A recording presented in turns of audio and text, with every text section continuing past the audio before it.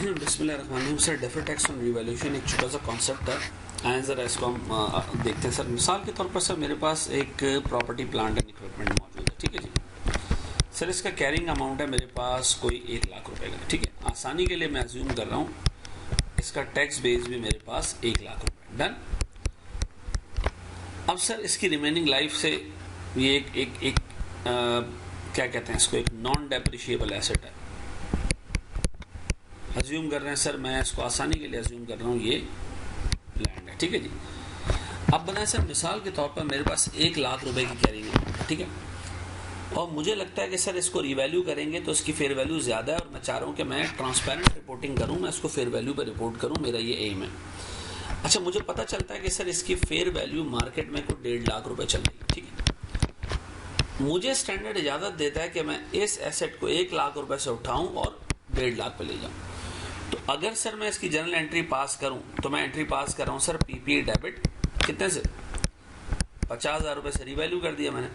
और बजाय इसको मैं पीएनएल में डालूं, मैं इसको डायरेक्ट एक रिजर्व में पोस्ट करता हूं जिसका नाम है रिवैल्यूएशन सरप्लस। अब मुझे एक बात बताएं सर, अगर मैं आपसे पूछूं कि अब आपके पास एसेट कितने का हो चुका है, आप कहोगे 1.5 लाख का। इस 1.5 लाख रुपए में से सर आपको नहीं लगता है कि 50,000 रुपए टेक्निकली एक इनकम है जो कि पीएनएल में नहीं गई है, रिजर्व्स में गई है, लेकिन है तो इनकम। मेरी सर एसेट की वैल्यू बढ़ी है, हाँ सर, लेकिन इसको मैं पीएनएल में रिकॉर्ड करने की जगह इसको मैं कहाँ रिकॉर्ड कर रहा हूँ, रिवैल्यूएशन सरप्लस में। अब मुझे बताएं सर, ये टेक्निकली रिकग्निशन ऑफ गेन है डायरेक्टली इन इक्विटी। तो सर आपसे स्टैंडर्ड कहता है हर गेन अगर तुमने रिकॉर्ड कर लिया है और उसको एफबीआर वाला अभी गेन नहीं मानता, उसको गेन बाद में मानेगा, तो आप इस पर डेफर्ड टैक्स बुक कर लें इमीडिएटली। अब बताएं, अगर मैं डेफर्ड टैक्स बुक करूं, ये गेन कहाँ गया सर, पीएनएल में गया है, तो इसका डेफर्ड टैक्स भी पीएनएल में जाना चाहिए। ये गेन कहाँ गया सर, ये गेन गया रिवैल्यूएशन सरप्लस में। तो मैं सर अपने पास एंट्री पास करूंगा डेफर्ड टैक्स लायबिलिटी और डेफर्ड टैक्स एक्सपेंस की जगह रिवैल्यूएशन सरप्लस। ये है मेरे पास टेक्निकली डेफर्ड टैक्स एक्सपेंस, लेकिन ये पीएनएल की जगह कहाँ जा रहा है, रिवैल्यूएशन सरप्लस में। अज्यूम करते हैं 40% का रेट है तो 20,000 रुपए का मेरे पास डेफर्ड टैक्स लायबिलिटी आ गई। तो इसका मतलब ये कि सर जब भी एसेट अपवर्ड रिवैल्यू होगा, अपवर्ड रिवैल्यू होगा, सर क्या क्रिएट होगा, एक revaluation surplus. Sir this is technically again directly recognised in reserves, ठीक है जी। तो इससे related tax related to it is also charged to reserves, ठीक है जी। अब बताएं, अगर मैं आपसे कहूं कि सर मेरे पास ये काम करने के बाद जो बैलेंसेस बच रहे हैं, जो स्टेटमेंट ऑफ फाइनेंशियल पोजीशन पे बैलेंसेस बचेंगे, वो क्या क्या होंगे। आप कहोगे सर मेरे पास सबसे पहला बैलेंस आ रहा होगा पीपीई का, कितने का सर, 1.5 लाख का। एट द सेम टाइम मैं छोटा सा लिख रहा हूं, इसका टैक्स बेस अभी भी कितना है, 1 लाख। रिवैल्यूएशन से टैक्स बेस तब्दील नहीं होता भाई, दिमाग में रखना। एफबीआर रिवैल्यूएशन वगैरह नाम की किसी चीज को नहीं जानता। अब बताएं सर, मेरे पास रिवैल्यूएशन सरप्लस, जिसको मैं नाम दे रहा हूं नेट ऑफ टैक्सेस, ठीक है जी, कितना जी, 30,000, क्योंकि 50 से क्रिएट हुआ था और 20 से फिर हमने उसको एडजस्ट भी कर दिया। तीसरी चीज जो बैलेंस शीट पे आ रही होगी वो क्या, डेफर्ड टैक्स लायबिलिटी कितने की सर, 20,000 रुपए की। डन हो गया। अच्छा, अब अज्यूम करें सर मैंने थोड़े टाइम बाद इसको बेच दिया। अच्छा, जब मैंने इसको बेचा ना, से सेकंड ईयर थर्ड ईयर में जाके, जमीन है डेप्रिशिएट तो हो नहीं रही है। अगर मैं आपसे पूछूं सर एट डिस्पोजल, अब बता जब मैं इसको बेचूंगा एंट्री क्या पास करूंगा। अज्यूम करते हैं सर मैंने इसको बेचा है सोल्ड एट रुपीज 1,75,000। इसको रिवैल्यू करके बेचने की जरूरत नहीं है, डायरेक्ट बेच दो। अब बता जब मैं इसको बेचूंगा एंट्री क्या पास करूंगा सर, अकाउंटिंग के हिसाब से मेरे पास जर्नल क्या पास होगा,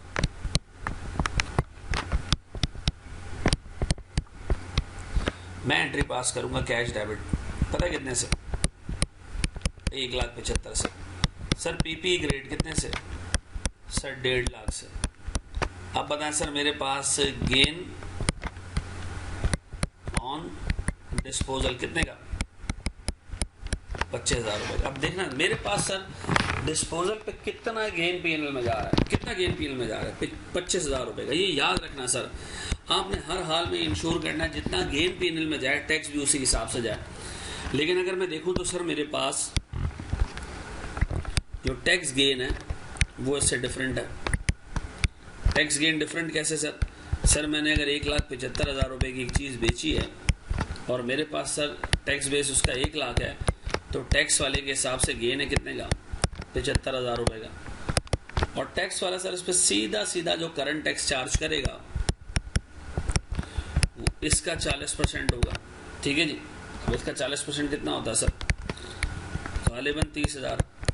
अब बताएं सर, एक बहुत बड़ी एनॉमली क्रिएट हो गई, पीएनएल में इनकम जा रही है 25 की और करंट टैक्स इवन उससे भी ज़्यादा है, कोई 30,000 रुपए का। अब बताएं क्या करें, अब इसको अकाउंट फॉर कैसे करें, इसको एडजस्ट कैसे करें? तो बहुत बड़ा डिफरेंस है कि अगर मैं पीएनएल बनाऊं तो उसमें सर टैक्स गेन जा रहा है 25,000 रुपए का और उससे रिलेटेड टैक्स जा रहा है कितने का, 30,000 रुपए का। क्या करें सर? अब आपको देखें, जब ये डिस्पोजल कर दिया ना तो आपके पास इफेक्टिवली ये अकाउंट क्लोज हो गया। अब आपको ये 2 अकाउंट क्लोज करने। हम सबको ये बात पता है कि सर रिवैल्यूएशन सरप्लस जब डिस्पोज हो जाता है एसेट तो हम उठा के रिटेनिंग में डाल देते हैं। लगे या तो डाल दें सर इसको रिटेनिंग में। एक अकाउंट तो क्लोज हो गया, दूसरा अकाउंट में क्लोज करने जा रहा हूँ। मैं काम करता हूँ सर, रिवैल्यूएशन सरप्लस को कर देता हूँ डेबिट, कितने से, 30,000 से, और मैं रिटेन्ड अर्निंग को क्रिएट कर देता हूँ कितने सर, 30,000 से। ये तो क्लोज हो गया। फिर मैं फिर ऊपर जाता हूँ। अब मुझे नजर आता है सर डेफर्ड टैक्स लायबिलिटी बची हुई है, इसको भी खत्म करना है क्योंकि एसेट तो खत्म हो गया। अब बताएं sir deferred tax liability create किससे हुई थी? ये क्रिएट हुई थी रिवैल्यूएशन सरप्लस से।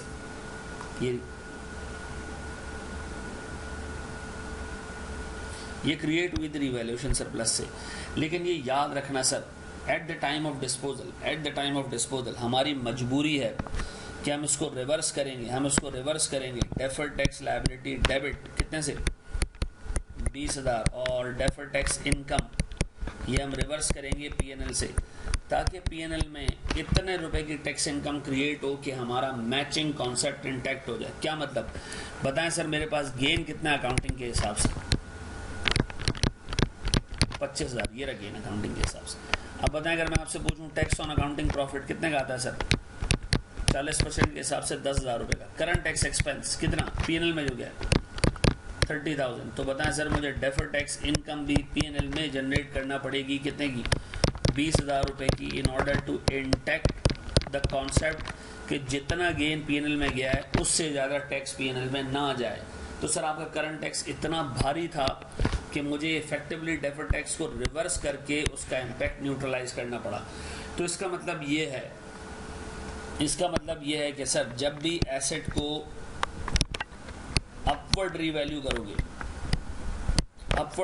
करोगे तो सर जो डेफर्ड टैक्स क्रिएट होगा, डेफर्ड टैक्स लायबिलिटी क्रिएट होगी, वो थ्रू रीवैल्यूएशन सरप्लस क्रिएट होगी। यानी revaluation surplus with respect to deferred tax expense debit होगा और डेफर्ड टैक्स लायबिलिटी क्रेडिट होगी। ठीक है जी। लेकिन सर जब आप इसको बेच लेंगे एट सेल पॉइंट, जब आप इसको बेचोगे तो deferred tax liability will be reversed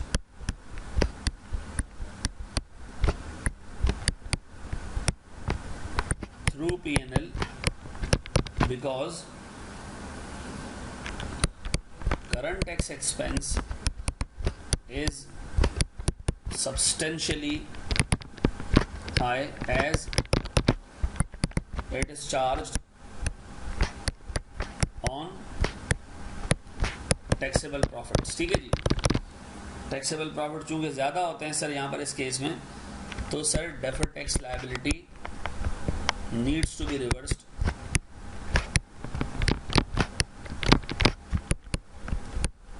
through P&L to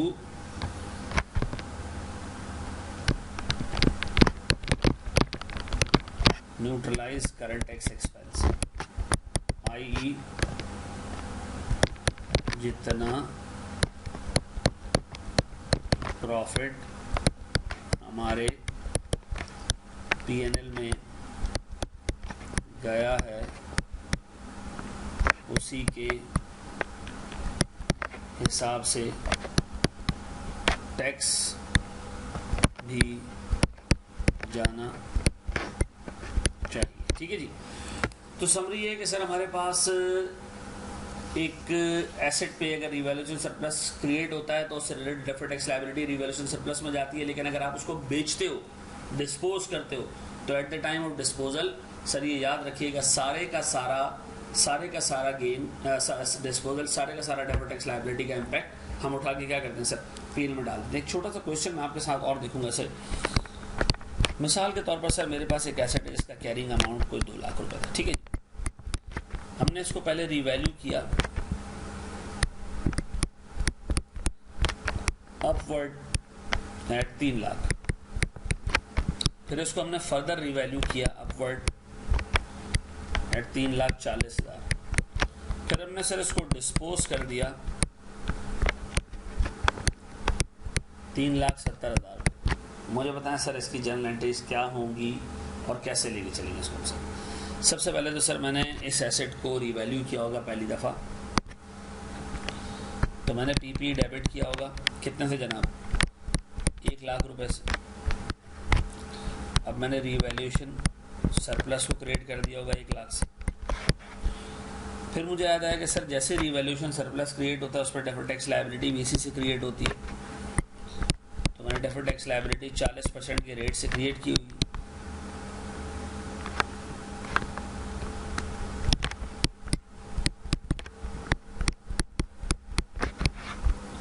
done हो गया सर। अब बताएं सर मेरे पास यहाँ 2 अकाउंट खुल गया। एक अकाउंट खुल गया रीवैल्यूएशन सरप्लस का,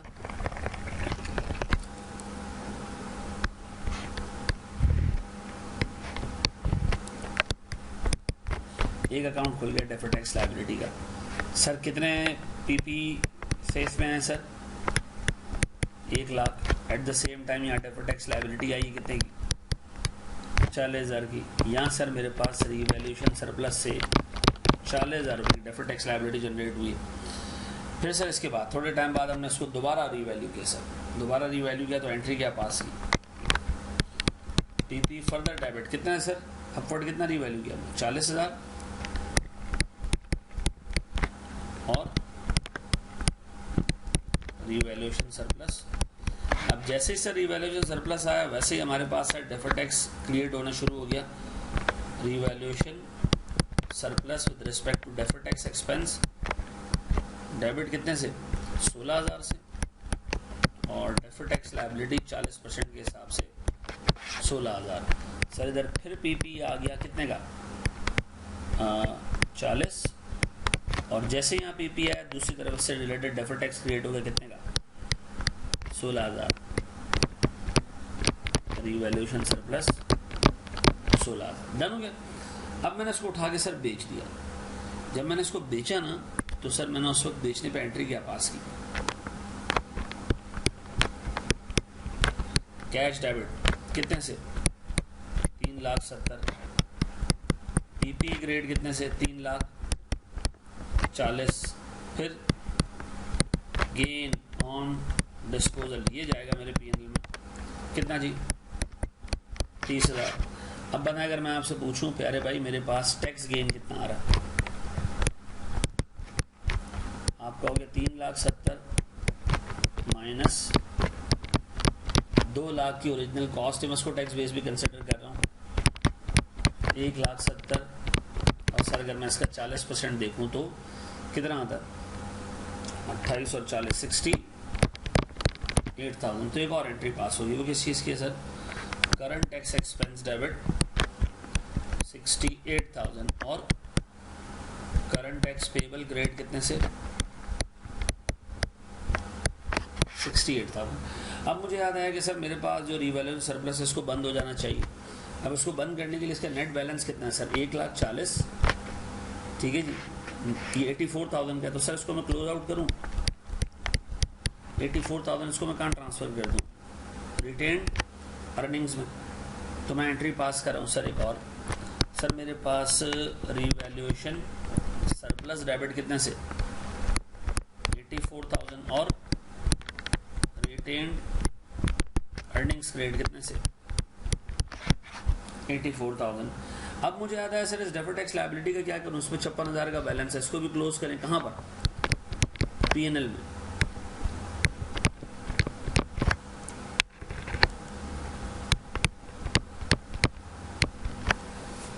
अब बताएं एंट्री क्या पास करूं सर मैं, डेफर्ड टैक्स लायबिलिटी डेबिट कितने से 56,000 से और डेफर्ड टैक्स इनकम क्रेडिट कितने से 56,000। अब बताएं सर अगर मैं आपसे कहूं कि मेरा अकाउंटिंग में गेन कितना बुक हुआ है, तो आप कहोगे सर 30,000। तो बताएं सर मेरे पास tax on accounting profit would भी 30,000 का 40% दैट इज 12,000। अब बताएं करंट टैक्स एक्सपेंस कितना आ रहा है सर 68,000।